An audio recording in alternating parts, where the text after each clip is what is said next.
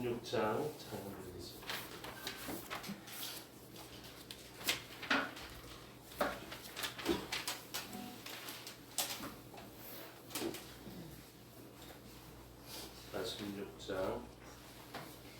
은혜로만 들어가네 찬양 드리겠습니다.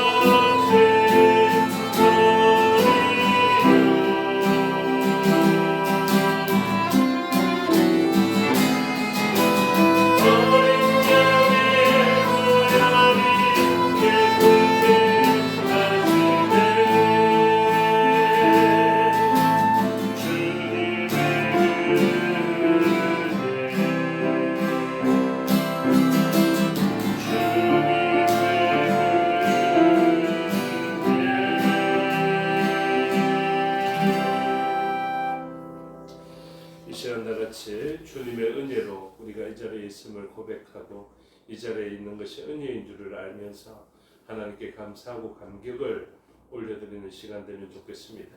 이 자리에 우리가 홀로 있을 수도 없고 우리의 능력으로 올 수 있는 것도 아닙니다. 오직 은혜로 있는 이 자리에서 하나님 은혜가 충만히 부어지는 시간 되기를 소원하면서 기도하면 좋겠습니다. 다 같이 기도드리겠습니다.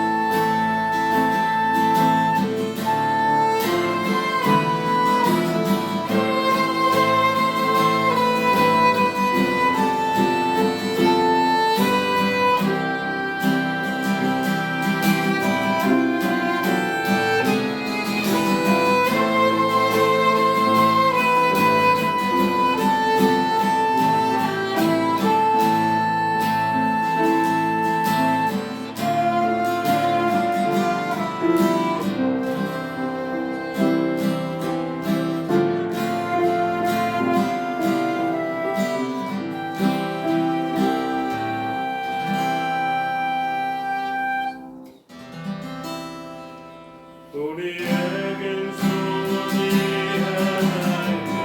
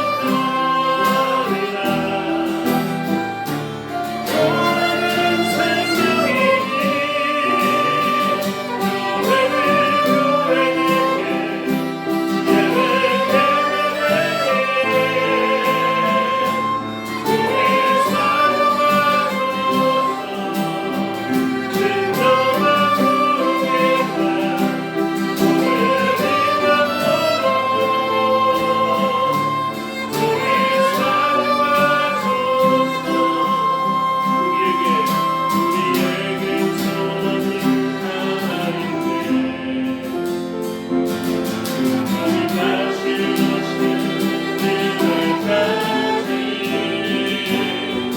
우리 가슴에 새긴 주의 십자가 사랑 나의 교회를 사랑해.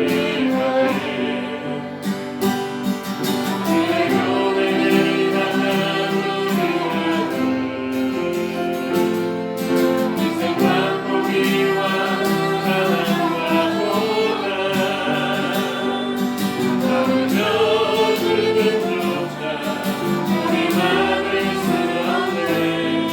우리 교회는 이 땅의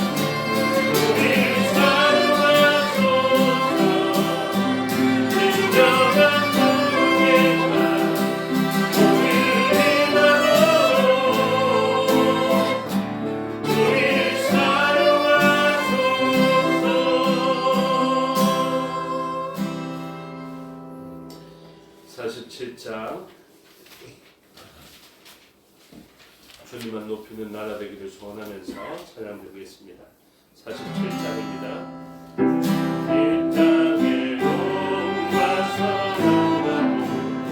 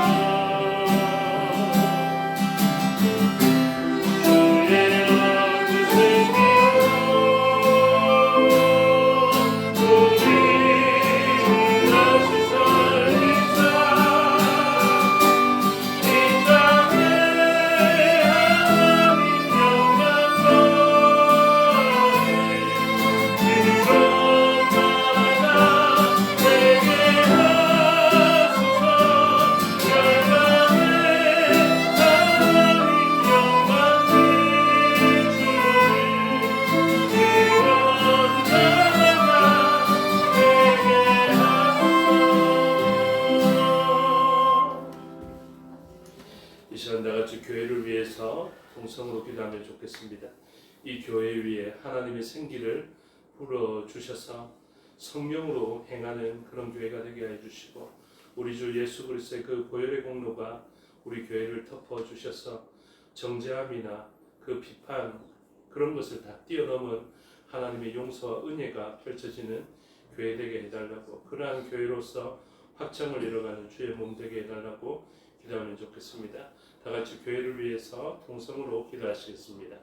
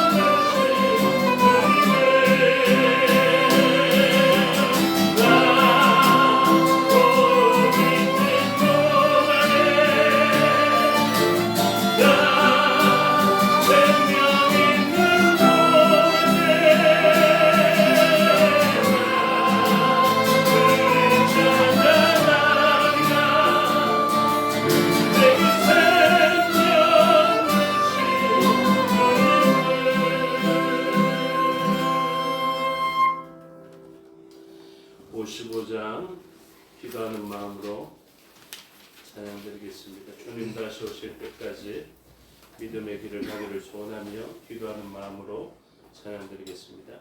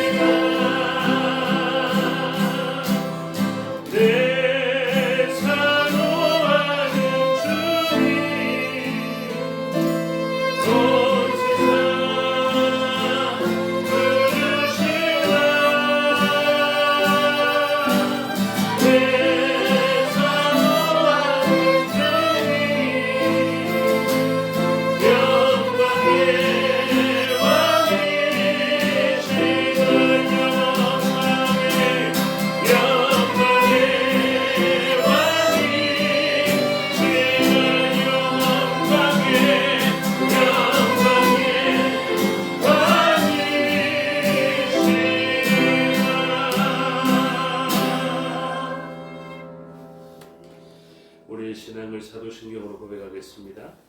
나는 전능하신 아버지 하나님 천지의 창조주를 믿습니다. 나는 그의 유일하신 아들 우리 주 예수 그리스도를 믿습니다. 그는 성령으로 잉태되어 동정녀 마리아에게서 나시고 본디오 빌라도에게 고난을 받아 십자가에 못 박혀 죽으시고 장사된 지 사흘 만에 죽은 자 가운데서 다시 살아나셨으며 하늘에 오르시어 전능하신 아버지 하나님 우편에 앉아 계시다가 거기로부터 살아있는 자와 죽은 자를 심판하러 오십니다. 나는 성령을 믿으며 거룩한 공교회와 성도의 교제와 죄를 용서받는 것과 몸의 부활과 영생을 믿습니다. 아멘. 찬송가 295장 찬송드리겠습니다. 295장입니다.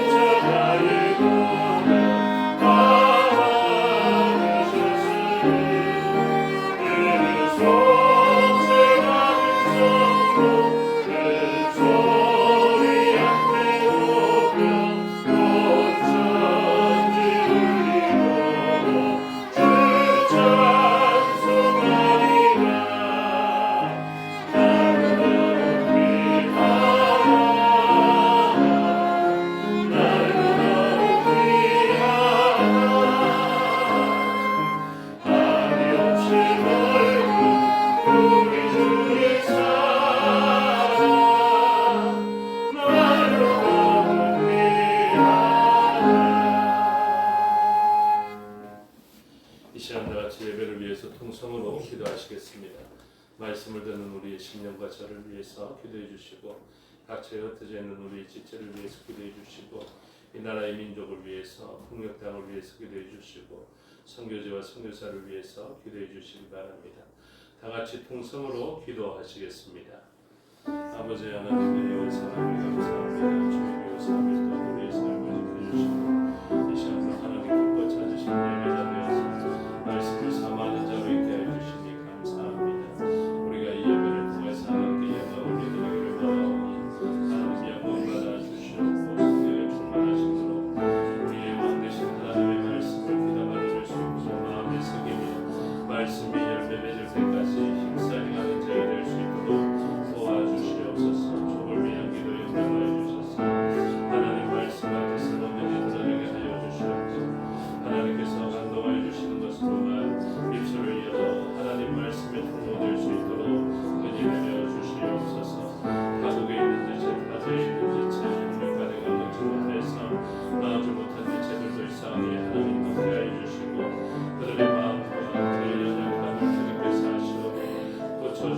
가깝게 하여 주셔서 하나님 기뻐 찾으시는 곳에 백성 예배자가 있을 수 있도록 은혜 내려 주시옵소서. 이 나라의 민족 불쌍히 여겨주시고 기도로 시작하였던 나라의 성공도 하나님 앞으로 온전한 나라가 되기를 소원하오니 믿음의 백성 되게 하여 주시고 이방에서 우상에서 떠날 수 있는 백성 되게 하여 주시고 하나님만을 온전히 섬겨내는 온 백성 되게 하여 주시옵소서. 위정자들로 하나님을 경외하게 하여 주시옵고 그들이 온전한 지혜와 하나님의 백성을 다스릴 수 있도록 해주셔서 하나님께서 다스리는 그 통치의 나라와 가정유산 전체를 펼쳐 보일 수 있도록 하나님 은혜 내려 주시옵소서.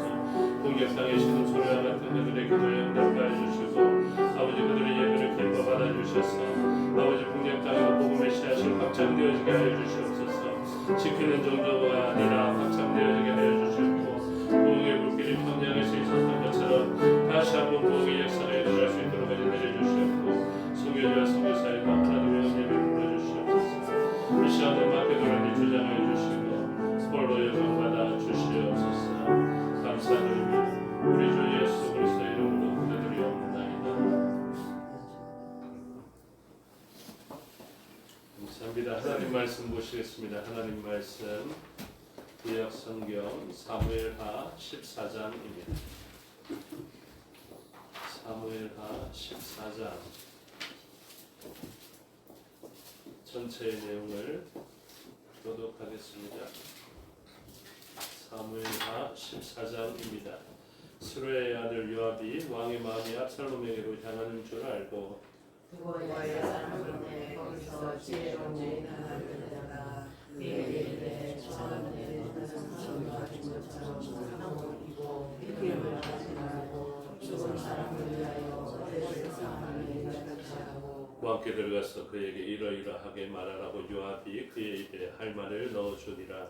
그거야 여인이 왕께 할 때에 그를 나가고 그를 이르되 왕이 오소서 하니 왕이 그에게 이르되 무슨 일이냐 하니라. 대답하되 나는 진정으로 가문이이다. 남편은 죽고 이유들에게 아들들이 있더니 그들이 그래서 싸우나 그들을 막는 사람이 아무도 없으므로 내가 다 나이를 지어주리라. 온 족속에 일어나서 당신의 여종 나를 핍박하여 말하기를 그의 동생을 쳐 죽인 자를 내놓으라.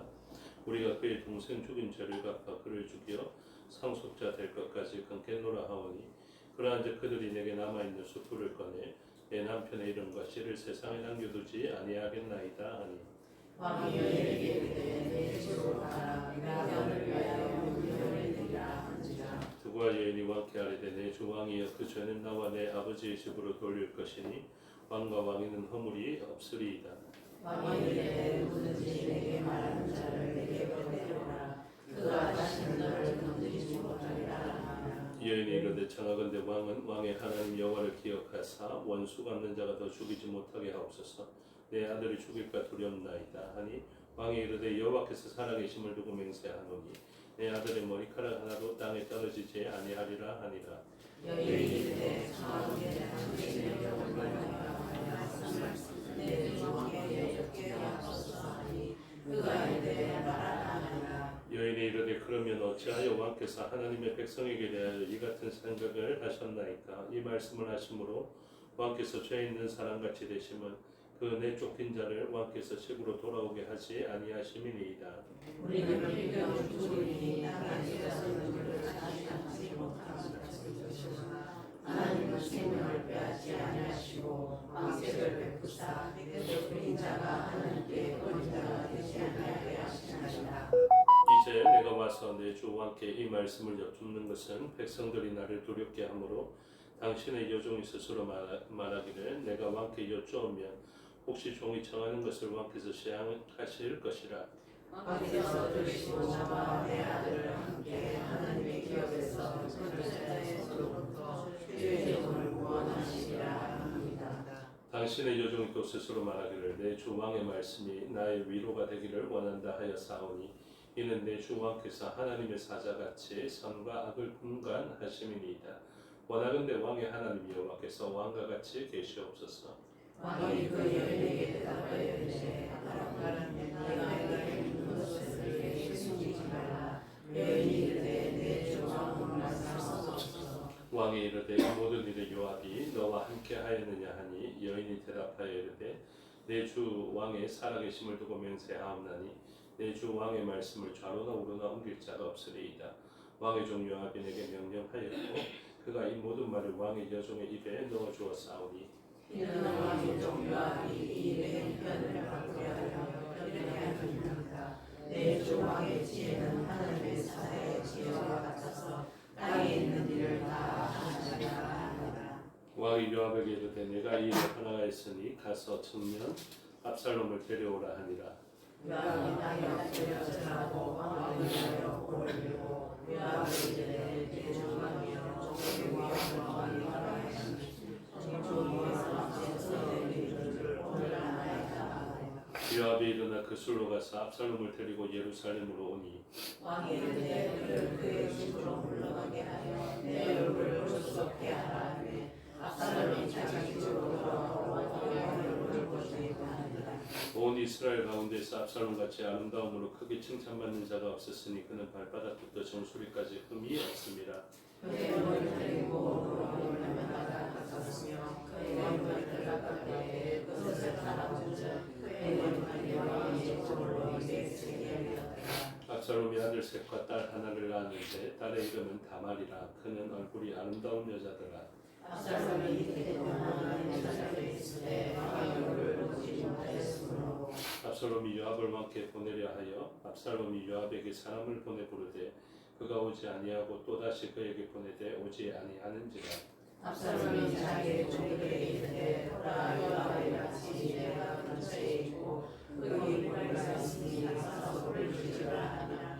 압살롬의 종들이 그 앞에 불을 지었더니 요압이 일어나 압살롬의 집으로 가서 그에게 이르되 어찌하여 내 종들이 내 밭에 불을 질렀느냐 하니 압살롬이 요압에게 대답하되 내가 일찍이 사람을 보내되 너를 이리로 오라고 청한 것은 내가 너를 함께 보내야 하기를 어찌하여 내가 우스에서 돌아오게 하였나이까. 이때까지 내게 이르신 것이 내게 나왔으리라 하려면 이제는 내가 나와서 왕의 얼굴을 볼 수 있게 하라. 내가 나를 죄가 있으며 왕이 나를 주신 것이 옳으냐 하는 자는 함께 읽겠습니다. 요압이 왕께 나아가서 그에게 가되 왕이 압살롬을 부르니 그가 왕께 나아가 그 앞에서 얼굴을 향하게 되어 그에게 전하되 왕이 압살롬과 입을 맞추니라. 아멘. 기도하겠습니다. 아버지 하나님 은혜와 사랑을 감사합니다. 이 시간 하나님의 말씀을 듣겠습니다. 성령 하나님께서 가르쳐 주시고 마음에 새겨 주시옵소서. 종에게 능력 베푸사 하나님 말씀과 뜻을 온전히 드러내게 하여 주시옵소서. 감사드리며 예수 그리스도 이름으로 기도드리옵나이다. 아멘. 오늘 사무엘하 14장의 내용을 살펴보게 됩니다. 압살롬이 다말을 담하여서 암논이 그렇게 범죄하게 되었을 때 그것을 그 당시에 뒤엎어 놓고 암논을 죽일 만한 그런 세력이 없었기 때문에 때를 도모하게 되었다가 또 일정한 때가 되자 암논을 죽이려는 그의 계획을 실행하게 됩니다. 그래서 다른 사람들은 이 정도 세월이 지났으면 그의 마음의 원한이 풀렸을 것이다 라고 생각하였지만 압살롬은 그 원한을 풀지 아니하였습니다.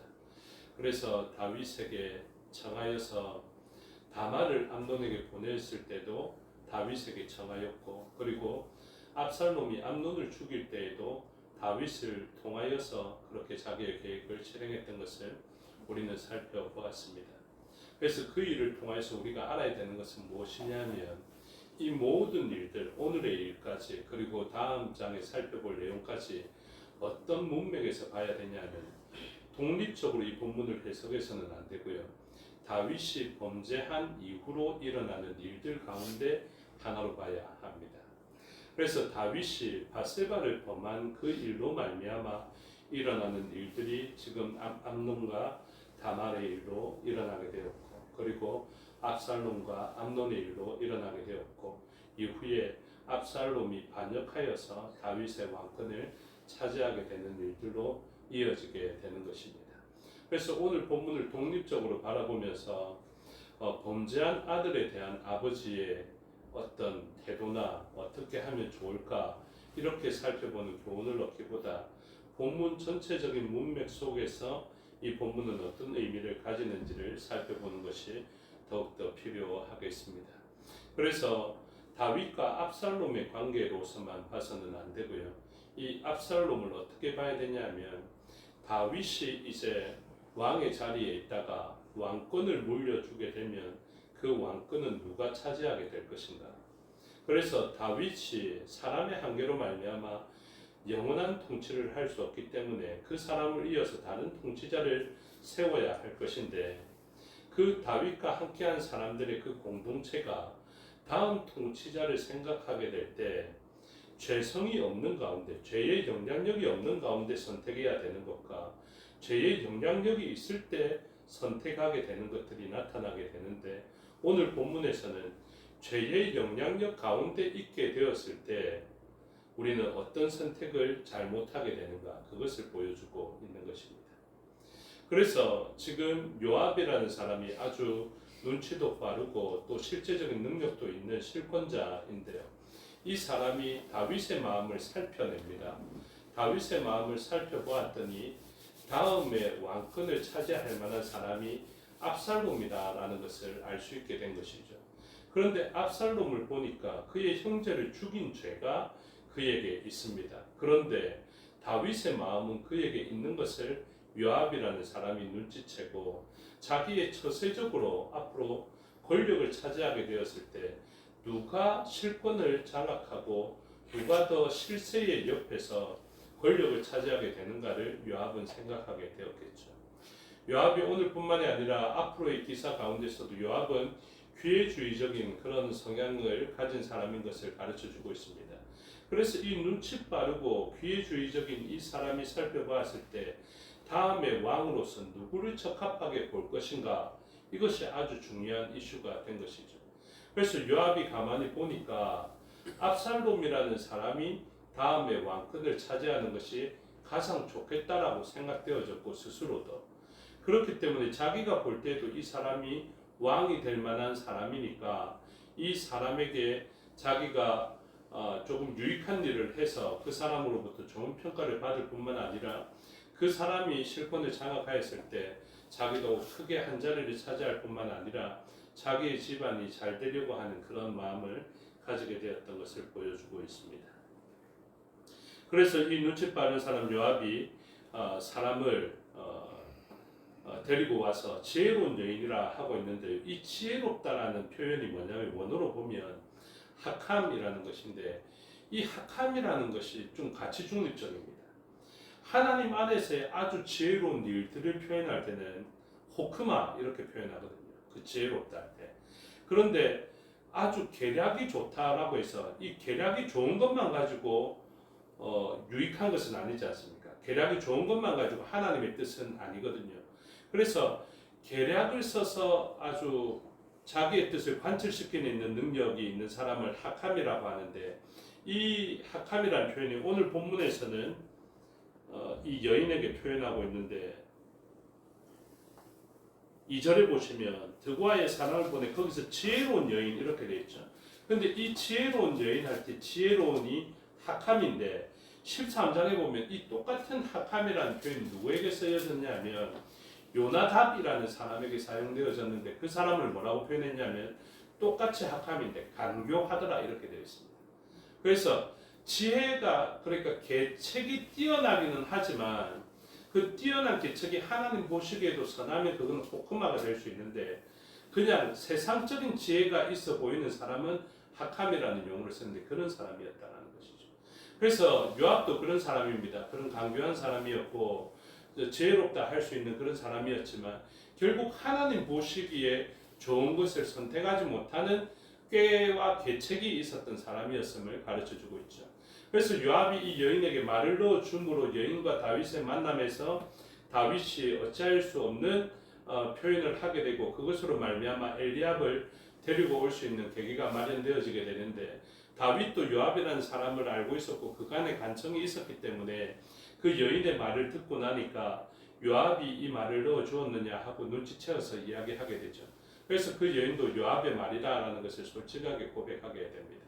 그래서 이 요압의 그 계략이 성립이 되어서 다윗이 명령을 내려서 그 술에 있는 압살롬을 데리고 오게 되죠. 그래서 압살롬이 돌아왔으나 백성들도 여전히 이 일을 보고 있고, 이 사람을 죽인, 형제를 죽인 압살롬이 들어와서 다윗과 만나면 다윗도 사람들 보기에 공의와 정의가 무너지기 때문에 이 사람에 대해서 완전히 용납하지는 못하고 가택 연금과 같이 다윗의 얼굴은 보지 못하고 요압 집 근처에 있는 한 곳에 연금처럼 그렇게 지내게 되었던 것을 가르쳐주고 있죠. 그렇게 지내는 것을 2태, 그러니까 2해가 지났다라고 이야기를 하는데, 그것을 견디지 못한 압살롬이 요압을 청하여서 다윗을 만나고자 하였지만 요압이 오지 않자 요압의 밭에 불을 질렀던 것을 가르쳐주고 있습니다. 그러면서 아버지와의 만남을 다시 한번 주선해 달라고 이야기를 하는데, 이 문맥의 가장 핵심적인 표현은 무엇에 있냐면요, 바로 25절에 있습니다. 25절 다 같이 읽겠습니다. 시작. 온 이스라엘 가운데에서 압살롬같이 아름다움으로 크게 칭찬받는 자가 없었으니 그는 발바닥부터 정수리까지 흠이 없습니다. 이렇게 되어 있죠. 그래서 이 압살롬에 대해서 어떤 표현을 쓰고 있냐면 아주 아름다운 자였다. 그리고 백성들로부터 칭송받을 수 있는 그런 자였다. 칭찬받는 자였다라고 이야기를 하고 있습니다. 누가 생각납니까? 사울 왕이 생각나죠. 그래서 이렇습니다.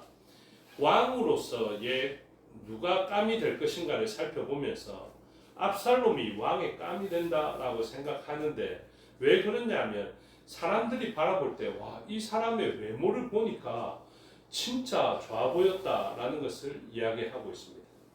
그런데 이때의 상황은 어떤 상황과 앞의 상황에서 유사하냐면요, 사울이 하나님 보실 때 더 이상 왕의 역할을 할 수 없다라고 생각되어져서 하나님의 마음에 합한 자로서 다시 기름을 부어야 되겠다라고 생각했을 때 사무엘에게 다른 사람에게 기름을 부어라 말씀을 하시죠. 그때 사무엘은 어떻게 해야 되겠습니까? 왕의 감 될 수 있는 사람을 찾아야 되겠죠. 어떤 사람이 진짜 왕이 될 만한 자인가를 살펴보고 하나님께서 명령하시니 이새의 집으로 가서 살펴보게 되는데, 그 이새의 집에 가서 7 아들이 후보자로 등록되어져서 그렇게 사무엘 앞에 섰습니다. 그때 사무엘은 어떻습니까?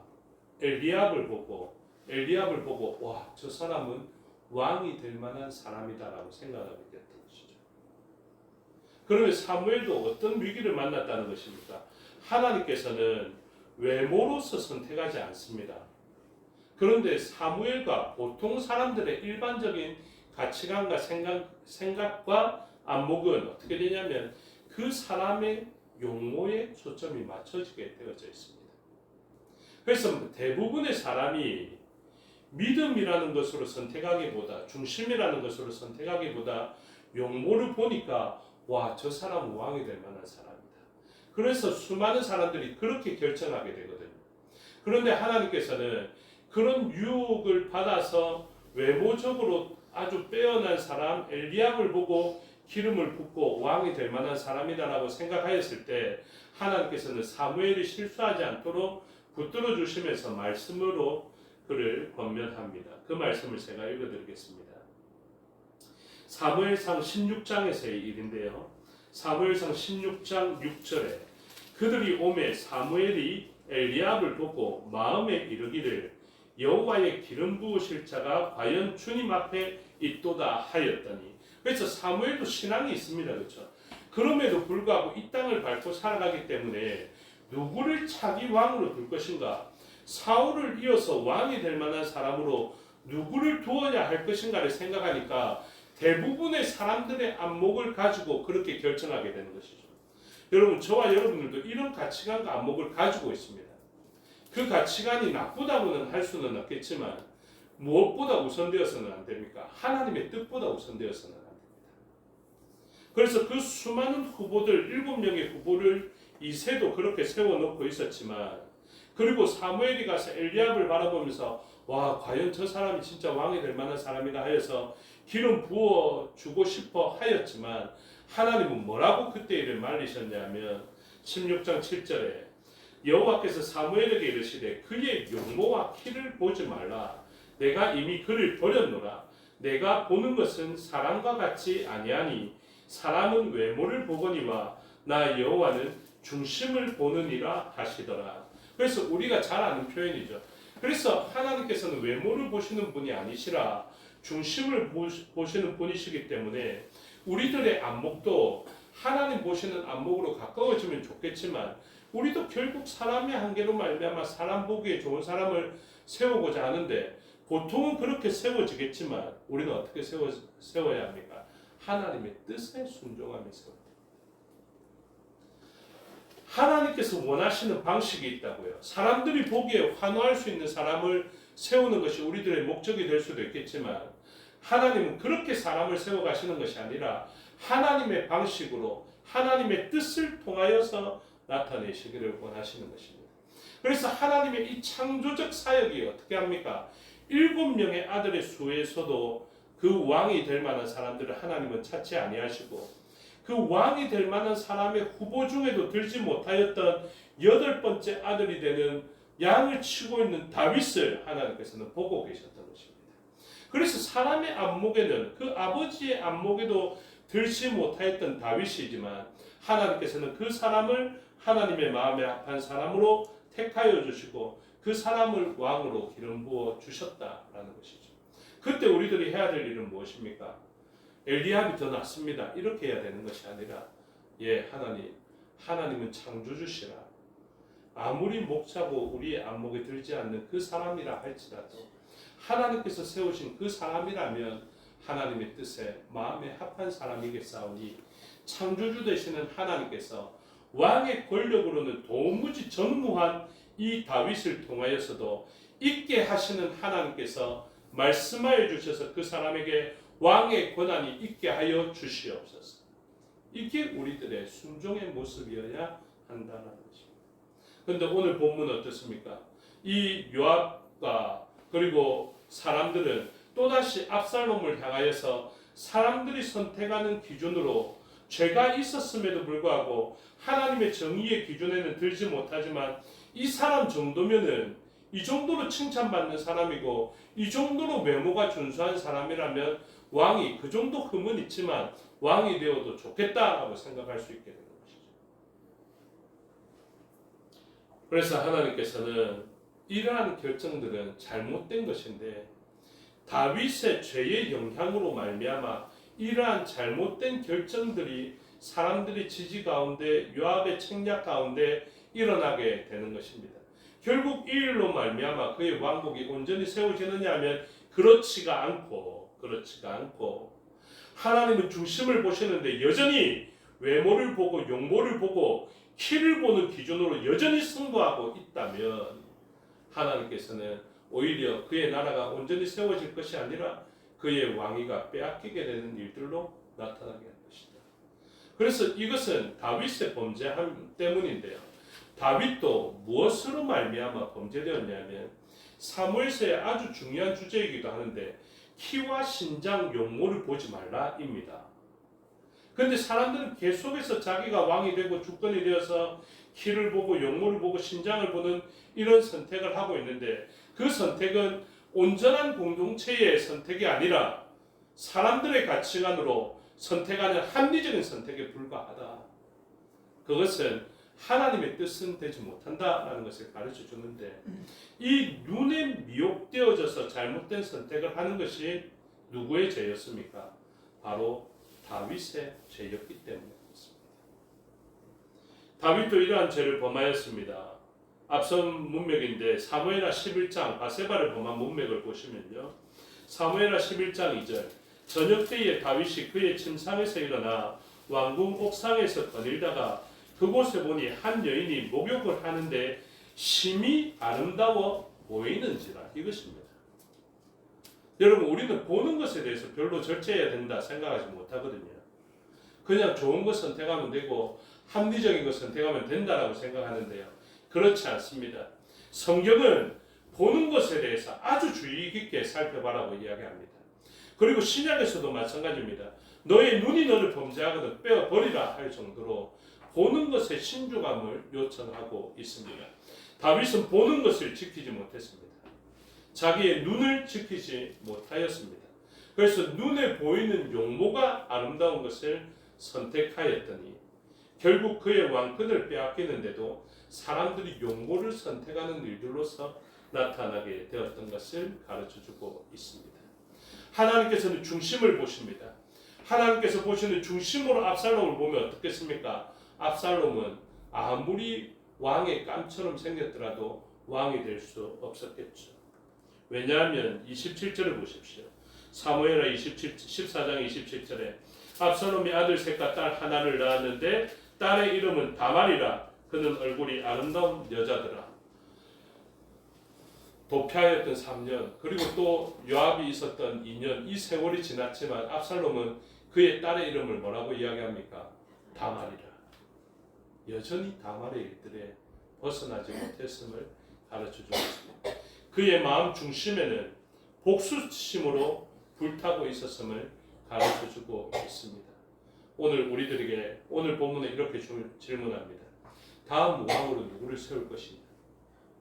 너희가 원하는 용모와 신장과 자랑할 만한 그런 사람을 세울 것이냐? 아니면 하나님의 기준에 합당한 중심이 옳은 사람을 세울 것이냐? 우리는 죄의 영향으로 눈에 보이는 것으로 말미암아 그 창세의 에덴 동산에서부터 우리는 범죄하였습니다. 그러므로 우리는 눈에 보이는 것을 바라보기보다 하나님 주시는 신앙적인 기준으로 신앙적인 절차를 따라서 다음의 왕들을 생각할 수 있는 신앙적 안목이 있어야 함을 본문은 가르쳐주고 있습니다. 기도하겠습니다. 아버지 하나님 은혜와 사랑을 감사합니다. 우리들이 쉽게 결정하는 것이 얼마나 위험할 수 있는가에 대해서도 살펴보게 됩니다. 아버지 하나님께서 원하시는 그 중심에 합당한 절차, 그 온전한 내용들을 우리가 기억하게 하여 주시고 사람의 지지와 한호 속에서 중요한 인물을 선택하기보다 하나님 보시는 기준이 우리의 기준이 될 수 있도록 성령 하나님께서 감동하여 주시옵소서. 눈에 보이는 것에 속거나 눈에 보이는 것으로 유혹당하는 그런 삶이 아니라 하나님 보시는 신앙적 기준을 가지고 온전한 결정을 내릴 수 있는 저희가 되게 하여 주시옵소서.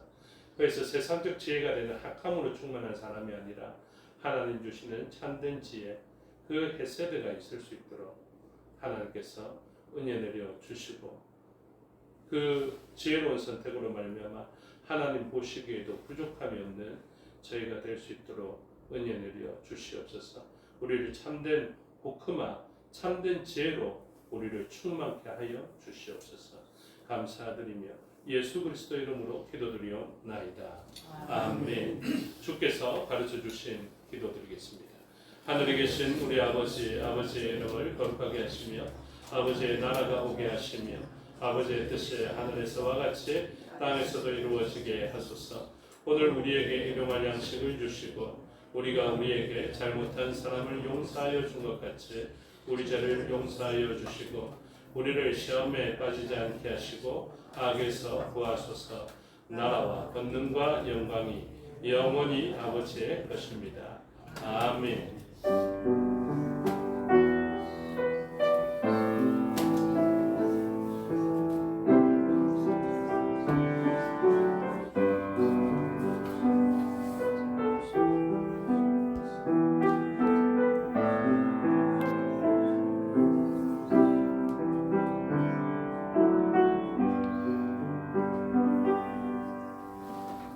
감사합니다. 수요 예배 순서를 마치겠습니다. 신앙도 마칩니다.